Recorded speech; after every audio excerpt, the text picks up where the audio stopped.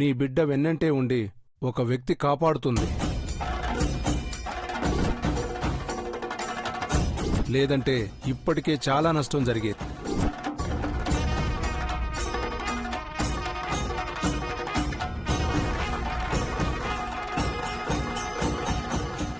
అమ్మా, నీ మనసును చంపుకొని నువ్వే పని చేయొద్దు.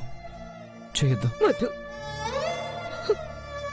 నా ప్రాణాలు అట్టేసైనా సరే నీ ప్రాణాలు కాపాడుకుంటాను నాన్న. అంతేకాని ఆ రాక్షసుడితో పాటు నిన్ను మాత్రం పూజలో కూర్చోబెట్టను. అమ్మా, నువ్వు చెప్పినట్టే అంతా జరుగుతుంది, సరేనా?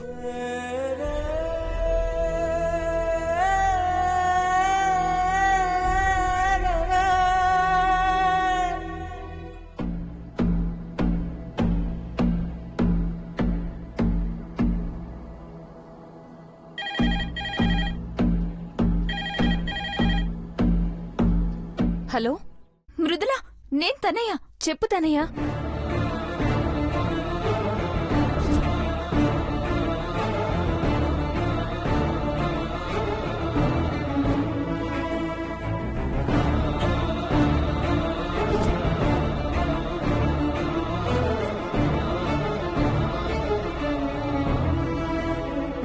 అమ్మ సంగతి తెలిసిందే కదా. ఆవేశం, కోపం. అన్నయ్య ఏమో ఇలాంటివేవీ పట్టించుకోడు. కానీ స్వామీజీ చెప్పినప్పటి నుంచి చాలా భయంగా ఉంది. మాధవ్ మేనమామ గండవంట, వాడికి అరిష్టమంట. సరే,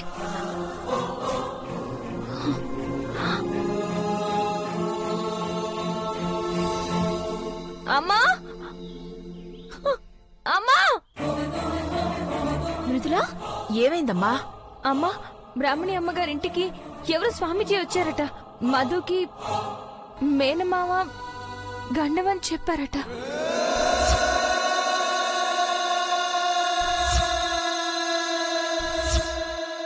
ఏంటమ్మా, ఏంటి నువ్వనేది? బావకి మేనమామ గండవా? నాన్నా, అమ్మా, బావకేం కావద్దు. ఈ గండమంటే వాడు పుట్టినప్పుడే మెడలో పేగు వేసుకుని పుట్టాడన్నప్పుడు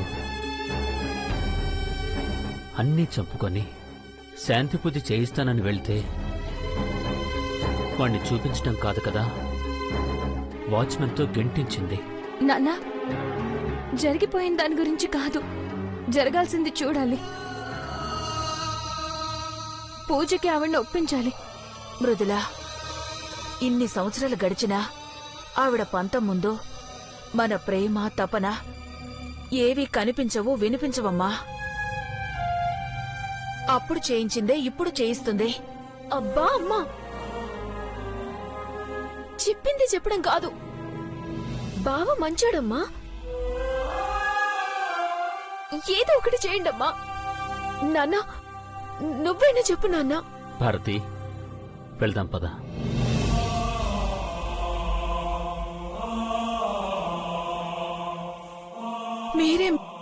మీరే మీ చెల్లెల దగ్గరికి వెళ్దాం ఉంటున్నారా? ప్రతిసారి నేను బాధపడతానని నన్నాపిన మీరే ఒప్పుకుంటున్నారంటే చాలండి.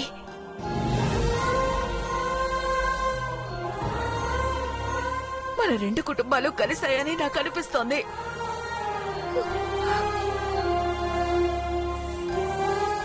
కానీ స్వయాన మీరే వెళ్ళి అడిగితే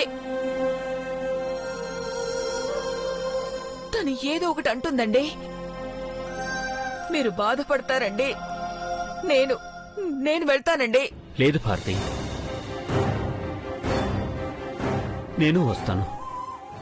కావాలంటే నా చెల్లెలి కాళ్ళు పట్టుకుంటాను. ఇంకా మా నాన్న ప్రాణాలు నా వల్లే పోయాయన్న బాధ ఈ గుండెల్లో రగులుతూనే ఉంది. నా అల్లుడికి ఏం జరిగినా మేనమామగా నేను బతుకుండి వృధా భారతి. ఎన్ని రోజులు ఆవిడికి ఎదురు పట్టానికి ఆలోచించిన మీరు ఇప్పుడిలా. కారణం అల్లుడు. మావయ్య, మీ అన్నా చెల్లెల్ని కలుపుతాను, 2 కుటుంబాలను ఒకటి చేస్తాను అంటూ మాటిచ్చిన దేవుడు నా అల్లుడు. వాడి ప్రాణాలు కాపాడుకోకుంటే మేనమామగా నేను బతికున్నా చచ్చినట్టే. పద. పద. మృదులా, నువ్వొస్తే ఆవిడ గొడవ పడుతుంది. నువ్వొద్దమ్మా.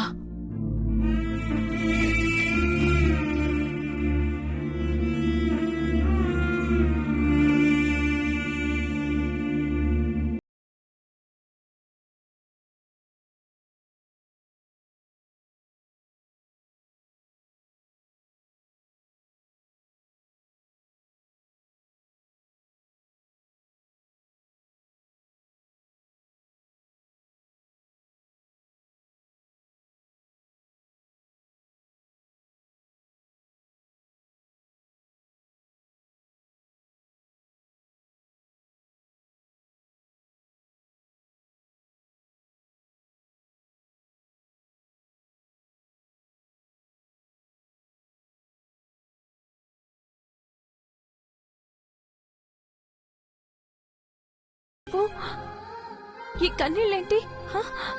ఏమో మృదుల, భయమైతుంది.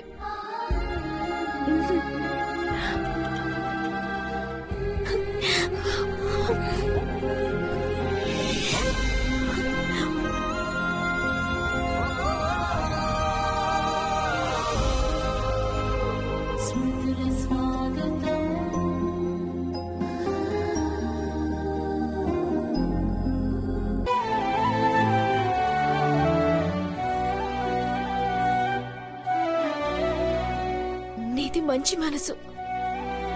నువ్వు చెప్పినట్టే బావకేం కావద్దు, ఏం కావద్దు.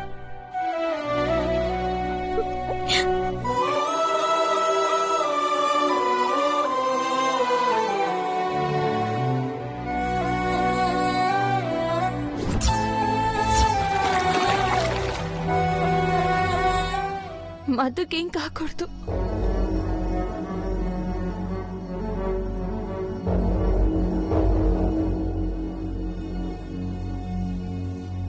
ప్రాణం లాగేస్తుంది. ఎప్పుడు ఎప్పుడు ఇలా లేదు.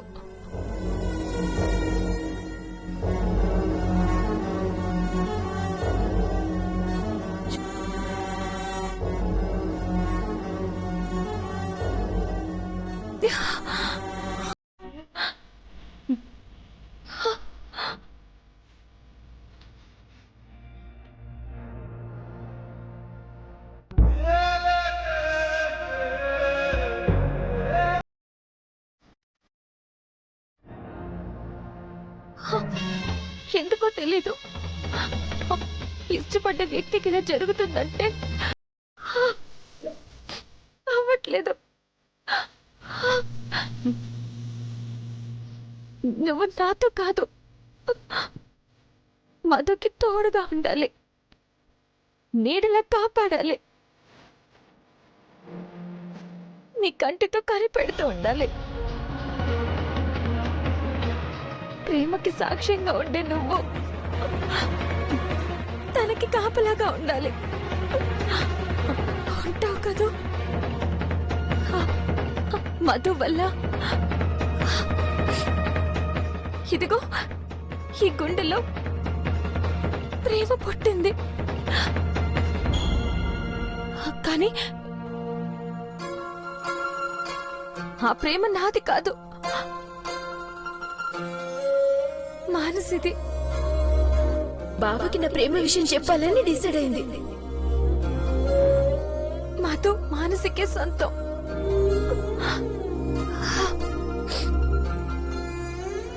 ఈ మృదుల మధుని ఆరాధిస్తూనే ఉంటుంది. నేను ఆరాధించే నా దేవుణ్ణి కాపాడుతూ అక్కడే ఉండు.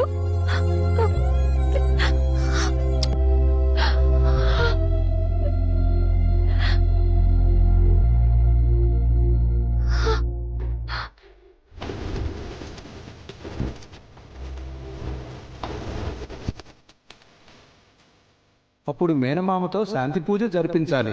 అది మాత్రం జరగదు.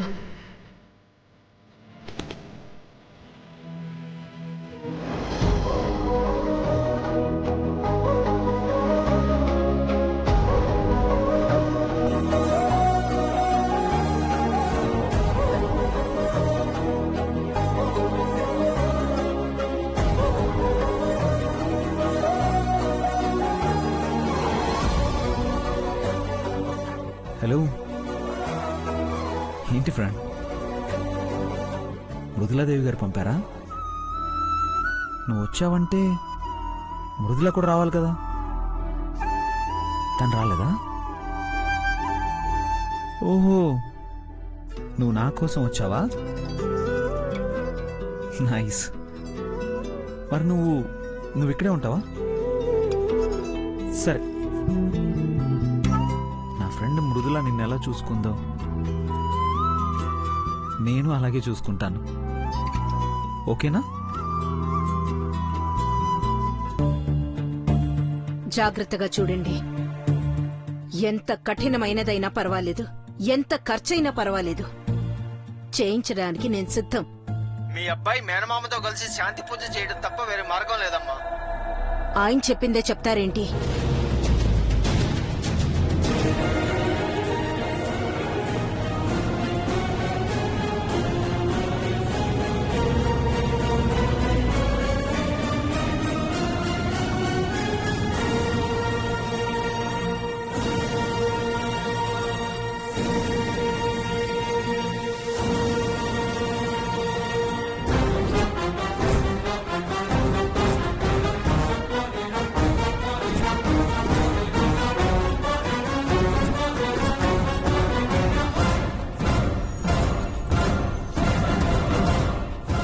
మావయ్య, మధో మధో మధో మధో మధో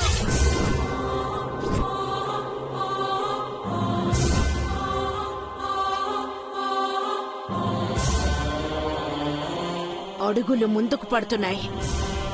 అమ్మ కనిపించడం లేదా?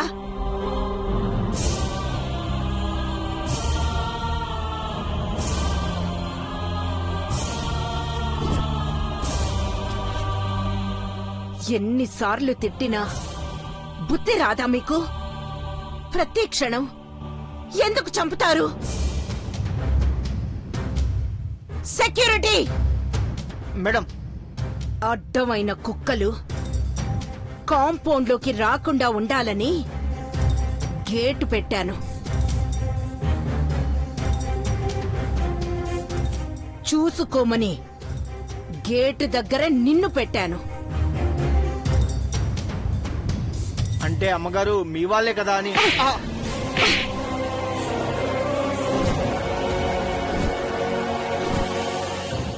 చంపేస్తాను. కూత కూసావంటే పమ్మని వాళ్ళని బయటికి.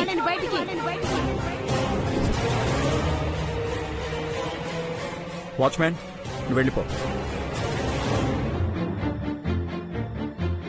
ఎందుకు అరుస్తున్నావు? నువ్వు అరిస్తే పడుతున్నావు, నువ్వు తిడితే పడుతున్నావు, చీదరించుకుంటే కన్నీళ్లు పెట్టుకుంటూ పక్కకు జరిగిపోతున్నావు. ఒక్క మాట అడుగుతాను, సమాధానం చెప్పు. నన్ను అడగడానికి నువ్వెవరు?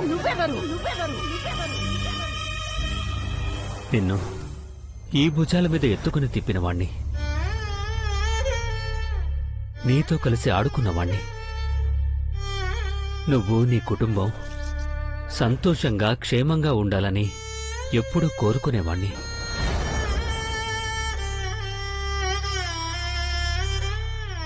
నీ అన్నని తెలియడం లేదా? లేదు.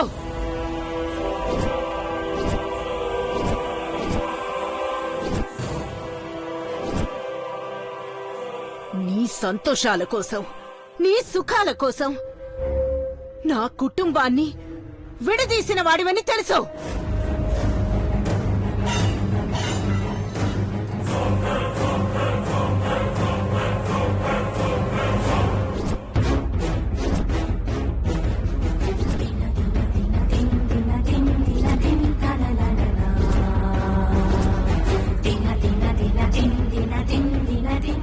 నన్ను అల్లారు ముద్దుగా పెంచిన దేవుడి లాంటి నా తండ్రి నుండి దూరం చేసిన వాడివని నాకు తెలుసు.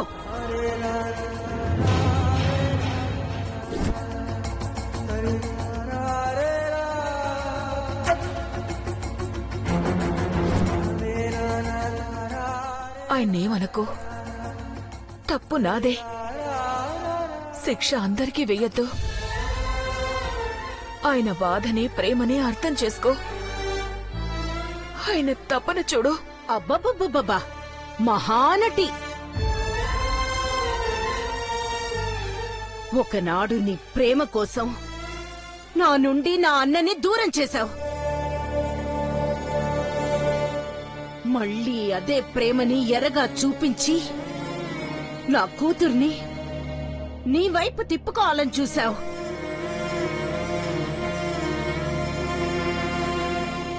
ఇవాళ నా కొడుకు లైఫ్ ప్రాబ్లంలో ఉందని తెలుసుకొని ఇదే టైం అనుకొని వాడి కోసం అంటూ చేరి వాడిని కూడా నీ వైపు తిప్పుకొని నేను నిర్మించుకున్న ఈ చిన్న ప్రపంచాన్ని నా అనుకుంటున్న వాళ్ళని నా నుండి దూరం చేసి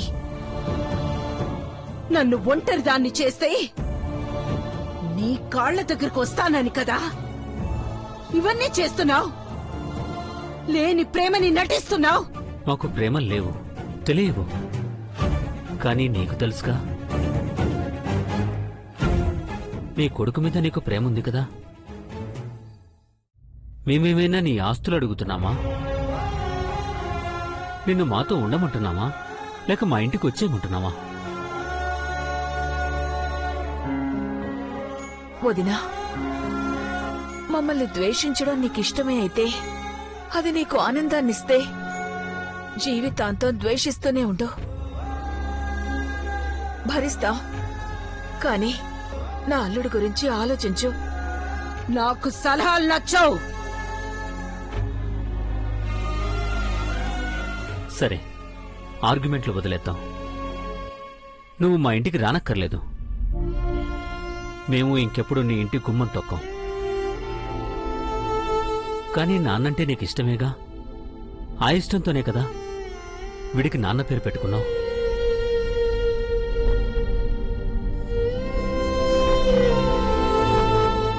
అందుకే వాళ్ళు పుట్టిన చోటే పూజ జరిపిద్దాం. నాన్న కోసం ఒప్పుకో. అవసరం లేదు.